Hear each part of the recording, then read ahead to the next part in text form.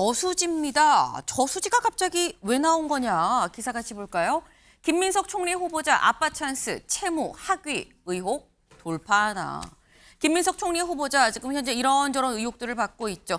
아빠 찬스, 사적 채무, 본인의 학위 이런 부분들이 지금 의혹으로 제기가 되는데 한겨레가 관련해서 예쁘게 또 그래픽으로 좀 정리를 좀 해놨습니다. 같이 볼까요? 네. 한겨레가 만든 이 주요 의혹과 해명 부분이에요. 보면 일단 비정상적인 재산 증식 의혹이 좀 있다라고 얘기를 합니다.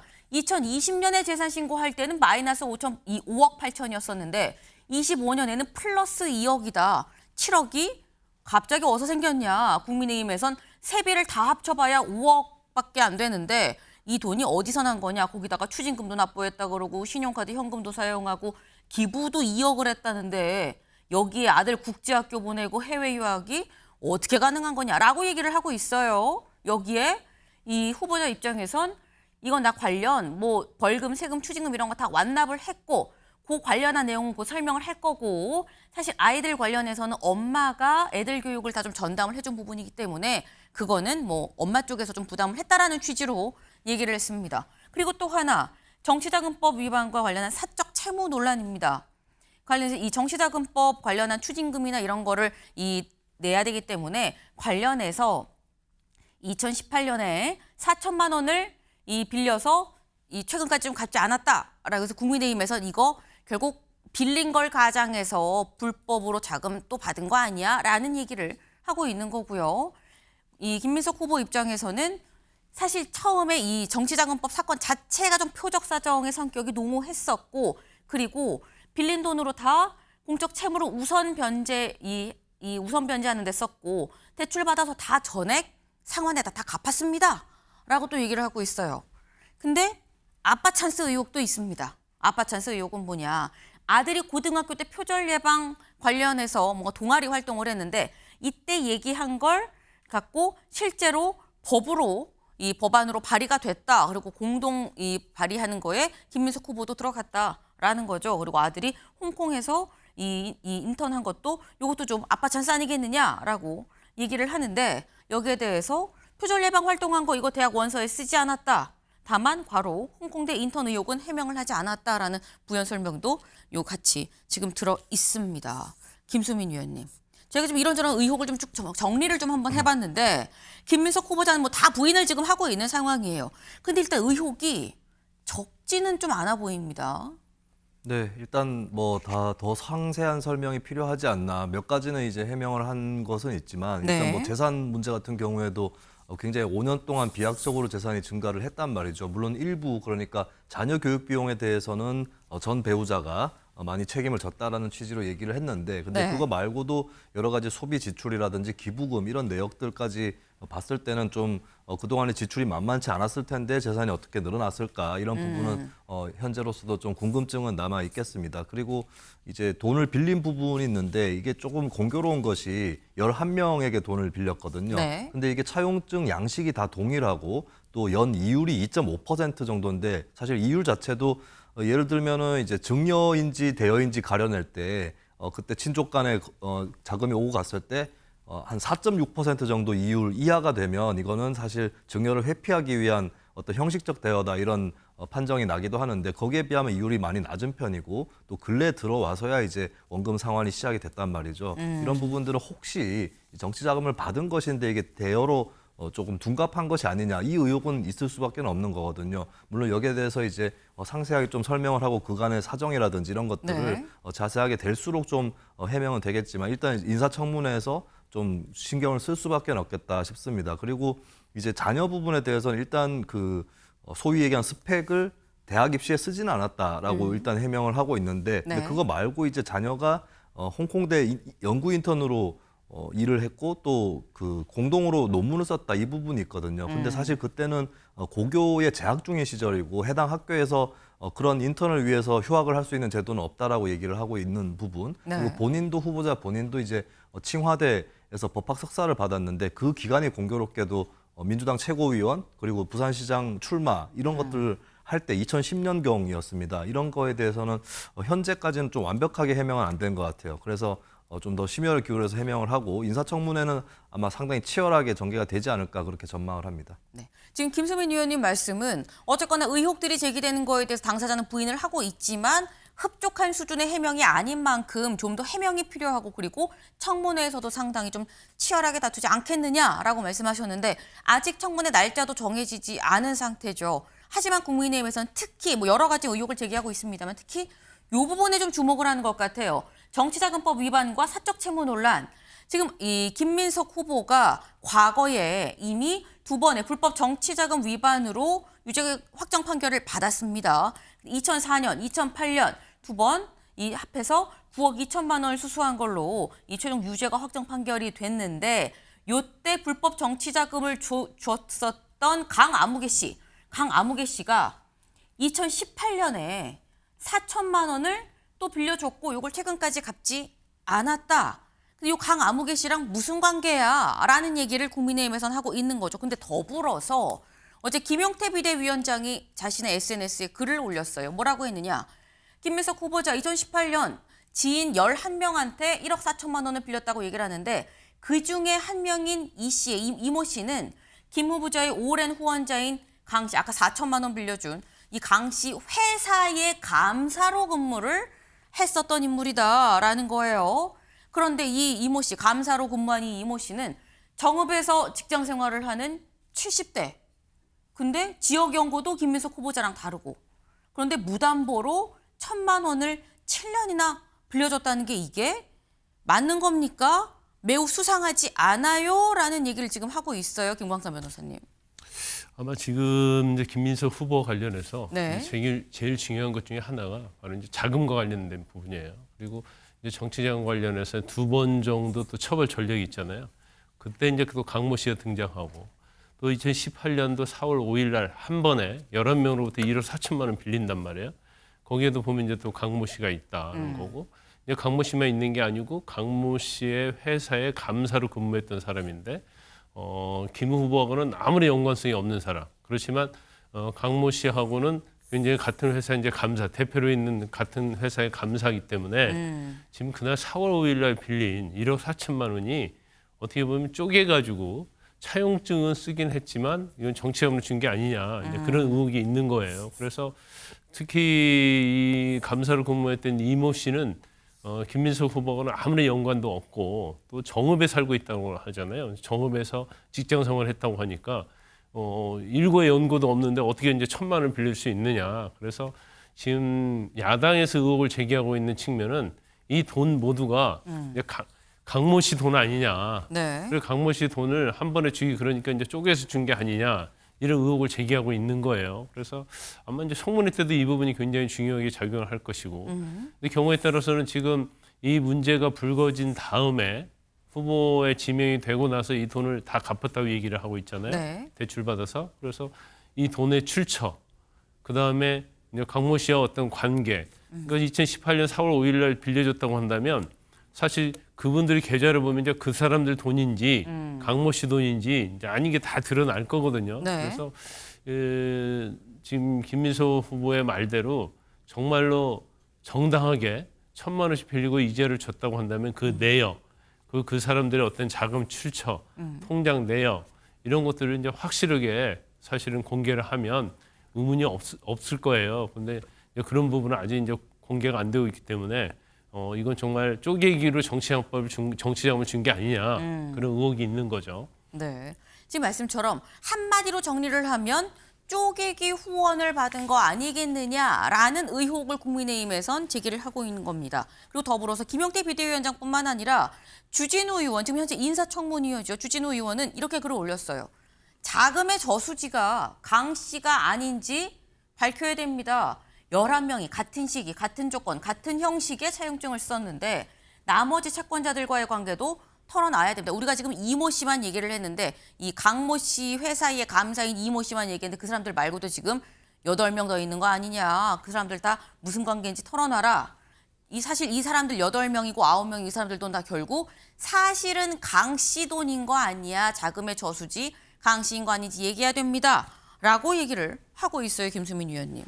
네, 근데 이 부분은 조금 예단일 수도 있는 것이 네. 모두 그러니까 강 씨 강 씨를 제외한 나머지 10명이 다 강 씨랑 연관이 있을 것이다. 이렇게 보는 근거는 굉장히 부족한 것 같고, 물론 그중에 한 명이 이제 같은 회사의 감사로 일한 것만 드러났는데 네. 그게 아니라 각자 뭐 다른 사정을 통해서 빌렸거나 혹은 줬거나 하는 그런 가능성도 있는 거거든요. 그래서 이게 나머지 채권자들이 강 씨하고 연관이 있는지 없는지는 그게 그렇게 중요한 문제는 아니다. 왜냐하면은 연관이 없다고 할지라도 그건 문제가 될 수도 있는 거거든요. 그렇기 때문에 이건 좀 각각을 좀 들여다볼 필요는 있겠고, 물론 이것이 사실상의 어떤 후원이거나 혹은 후원까지는 아닌데 네. 되게 천천히 갚아도 된다 이런 식으로 해서 결국에는 좀 시간을 벌어준 그런 거래일 가능성이라든지 이런 부분은 문제가 될 수 있겠죠. 그리고 2023년까지 이제 상환 기관으로 주로 돼 있었다고 하는데, 사실 아직 이제 또 최근에 보도가 나오고 나서야 원금 상환이 시작됐다라는 점이라든지, 또 사실은 돈을 빌려준 돈을 받아야 될 사람들이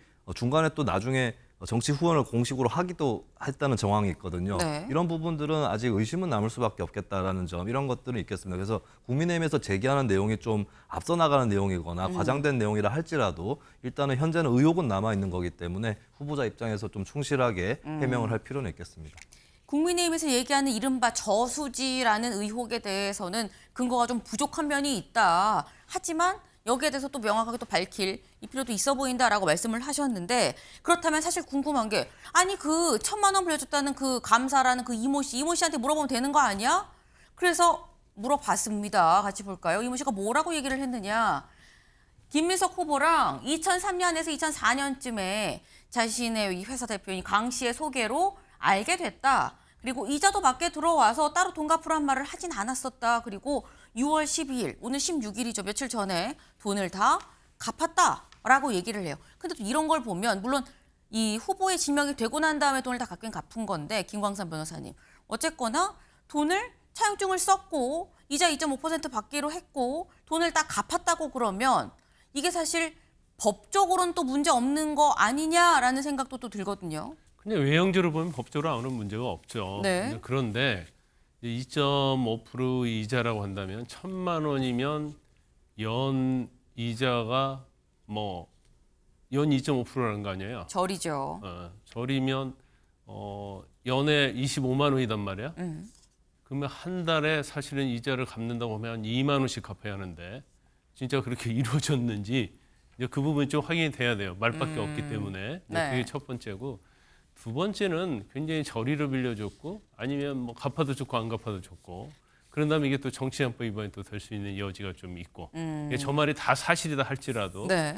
그 다음에 또 이제 갚았다고 한다면 과연 자금의 출처가 어디냐, 이제 이런 부분들. 그래서 이게 수사로 가지 않기 때문에, 만약 이제 수사로 뭐 갈 시간도 없죠. 그러면 이제 강모 씨에 대해서는 사실은 계좌 추적을 쭉 해보면 그걸 다 뭐 아는데 어렵지 않아요. 그런데 뭐 인사청문회까지 이런 걸 합쳐보면 네. 그렇게 하기는 쉽지가 않죠. 근데 제가 볼 때는 아마 후보자로서 국무총리 임명이 되든 안 되든 네. 이 부분에 대해서는 아마 시민단체랄지 야당에서 고발을 할 거예요. 하면 결과적으로 이건 수사기관 또는 이제 법정으로 갈 수밖에 없는 상황이 아닌가 싶습니다. 네. 이건 사실 밝히는데 이렇게 진실 여부를 가리는데 그렇게 어렵지 않은 사안이기 때문에 가부간 뭐 수사기관이 이 수사를 하면 다 나올 수 있는 사안이다라고 말씀을 하셨어요. 사실 이런 이 의혹에 대해서 김민석 후보가 며칠 전에 국회에 왔을 때 이런 얘기를 했었죠. 들어보고 오실까요?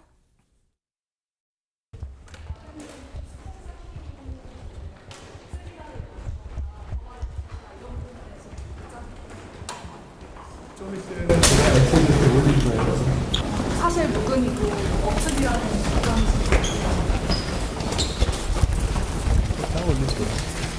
아침에 간담회 끝나고 나서 한 말씀 하시겠다고 하시는 거죠? 제가 올린다고 했잖아요. 곧 올릴 거예요.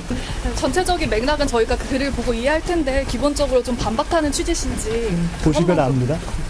그럼 요약해서 한 말씀이라도 좀 안 될까요? 제가 곧 국민들 전체께서 보실 수 있도록 알려드릴 거예요.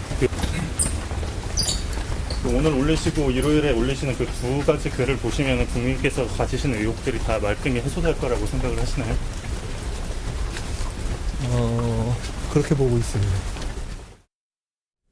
네. 지난 금요일 날 국회에 와서 원내대표 선거를 하고 투표를 하고 그리고 이제 나가는 김민석 후보한테 기자들이 붙어서 물어봤어요. 이런저런 의혹을 물어보니까 글 올릴 거예요 라고 얘기를 했고 실제로 그날 이 기자들하고 얘기하고서 한 2-3시간 뒤에 글을 올렸습니다. 그런데 그때 뭐라고 얘기했느냐. 오늘도 올리고 일요일에도 올릴 거예요 라고 얘기를 했죠. 근데 일요일 날 글이 올라오지 않았다. 근데 오늘 새벽 1시쯤 글이 올라왔습니다. 뭐라고 올렸느냐.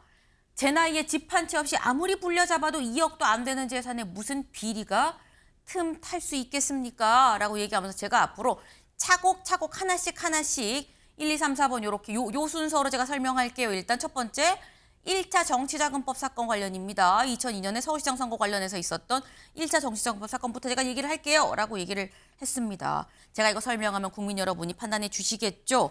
라고 얘기를 했어요. 근데 그러면서 한 얘기가 다음 볼까요? 먼저 나는 돈에 대해서 묘한 결벽증이 있습니다. 첫 번째로 정치자금법 위반, 요걸 설명을 할 텐데 서울시장 선거에 지원할 재정이 모자랐던 중앙당 간부들이 당시 SK에 지원을 요청해서 SK의 자체 검토 끝에 2억을 지원한 겁니다. 그래서 검찰이 법적으로 문제를 삼은 건 이 후원금 왜 영수증 발급하지 않았느냐라는 건데 사실 그 큰 선거에서 후보자가 영수증 발급까지 다 일일이 챙기는 게 이게 현실적으로 가능합니까? 라고 얘기를 했어요. 근데 사실 여기서 드는 의문이 이겁니다. 김수민 의원님. 아까 그 1, 2, 3, 4번 볼까요? 오늘 새벽 1시에 올렸던 이 김민석 후보의 글. 제가 1번부터 4번까지 차곡차곡 설명하겠습니다. 오늘은 일단 1탄 요겁니다. 2002년 서울시장 선거 관련 정치자금법이요라고 얘기를 했는데 김수민 의원님. 지금 야당에서 얘기를 하는 건 다 본인의 이 2018년도에 빌렸던 사적 채무를 물어보고 있는데 왜 2002년부터 짚고 넘어가는 거냐라는 거죠. 여긴 계속 불이 타고 있는데. 네, 뭐 사실 화면에 1번부터 4번까지 정리를 해주셨는데 네. 지금 제기되고 있는 의혹이란 문제 제기는 다 4번 쪽에 집중이 돼 있거든요. 네. 그렇기 때문에 1차 정치자금법이 그렇게 큰 사건인가? 사실 이 부분은 묻지 않은 부분에 대해서 답을 하는 성격이 좀 강하다라고 봅니다. 그리고 이 답변의 취지를 보면은 뭐 자신이 무죄인데 유죄로 누명을 썼다 이거라기보다는 네. 당시에 관행이라든지 이런 것들이 있었고 또 표적사정이라는 단어를 쓰거든요. 이거는 무죄를 주장했다기보다는 당시에 좀 관행이고 알고 보면 되게 많은 비일비재한 사례들이 있는데 좀 자신이 표적으로 걸리다 보니까 이렇게 적발이 된 것이다. 그래서 굉장히 뭐 다른 정치인에 비해서 비윤리적인 건 아니다 정도의 취지로 읽힙니다. 근데 그 주장 자체도 뭐 논란의 여지는 있겠는데 근데 중요한 것은 지금 그때 예전의 사건을 갖고 뭐라고 하는 것이 아니다. 국민들도 어느 정도는 예전에 정치권에서 돈이 많이 쓰였던 점, 관행이었던 점, 그리고 처벌을 받았던 점. 그래서 한참 동안 사실 김민석 후보자가 정치적으로 재기하는데 상당히 오랜 시간이 걸렸거든요. 그런 부분들에 대해서는 국민들도 현재로서는 양해를 할 수도 있는 사안이에요. 네. 근데 하필이면은 그 당시 정치자금법 사건에 연루가 됐었던 사람이 지금 다시 채권자인지 혹은 후원자인지로 다시 등장을 하고 있고 이 대목이 문제가 되고 있기 때문에 만약에 이걸 다 본인의 어떤 억울함이라든가 이런 것 때문에 다 해명을 하고 싶다고 할지라도 네. 순서는 좀 바꿔야 될 필요가 있지 않을까. 현재 제기되고 있는 채무에 대한 그 의문 거기에 답하는 것이 우선이고 비중이나 분량도 거기에 많이 할애를 할 필요가 있다. 이런 생각은 듭니다. 지금 김수민 의원님 말씀은 이거예요. 1번, 2번, 3번, 4번 설명한다 그러는데 사람들은 요 앞에는 별 관심이 없다. 다 요 4번이고 앞부분 얘기가 나온다고 한다는 건 요 앞에 1번, 2번에 있었던 강모 씨가 다시 한번 요 4번에 나오는 사적으로 또 다시 돈을 빌려준 거기에 등장을 하는 연유를 좀 알고 싶은 게 그게 궁금한 건데 왜 앞에 1번부터 3번을 하는지 잘 모르겠다라는 말씀을 지금 하셨어요. 실제로 뭔가 약간 수상한 정황이 있다라는 게 자꾸 아까 저희 계속 언급한 강모 씨와 좀 연관이 있다라는 거죠. 다음 기사를 좀 같이 볼까요? 돈 빌리고 정치자금 후원까지 김민석의 수상한 돈 거래 정황이 좀 있다라는 겁니다. 여기 좀 보겠습니다. 네. 지금 보면 일단 자꾸 등장하는 강모 씨가 있어요. 그런데 이 강모 씨 관련해서 여기 보겠습니다. A씨는 같은 달 5일 김 후보자한테 1,000만 원을 2.5%로 빌려줍니다.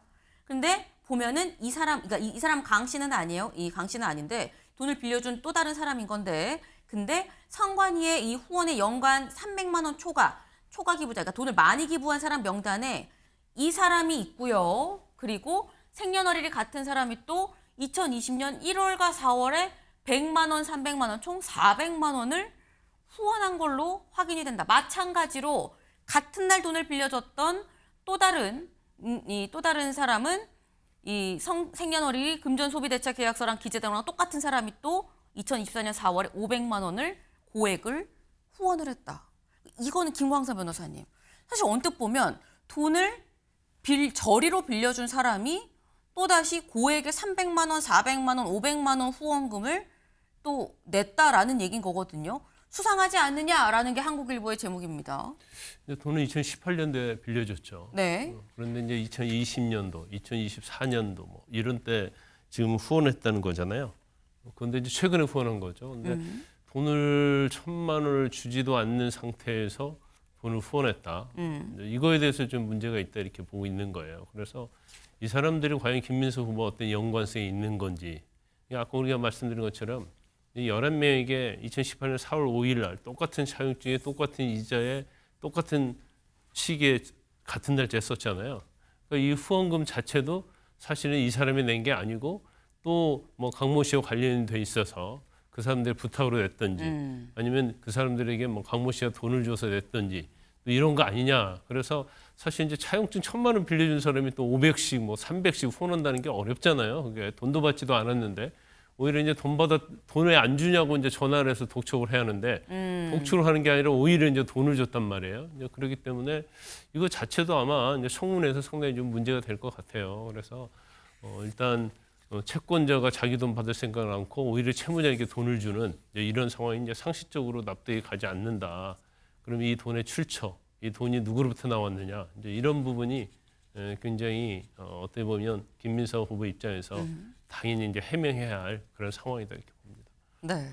지금 말씀처럼 1,000만 원을 빌려준 사람이 아직 김 후보자가 이 1,000만 원을 다 갚지도 않았는데 추가로 자기 돈으로 또 500만 원 후원하고 300만 원 후원을 한 거 이거 좀 수상하지 않습니까? 라는 게 지금 이 기사의 제목이에요. 근데 이 기사 보면 여기 끝에 이런 부분이 나옵니다. 볼까요?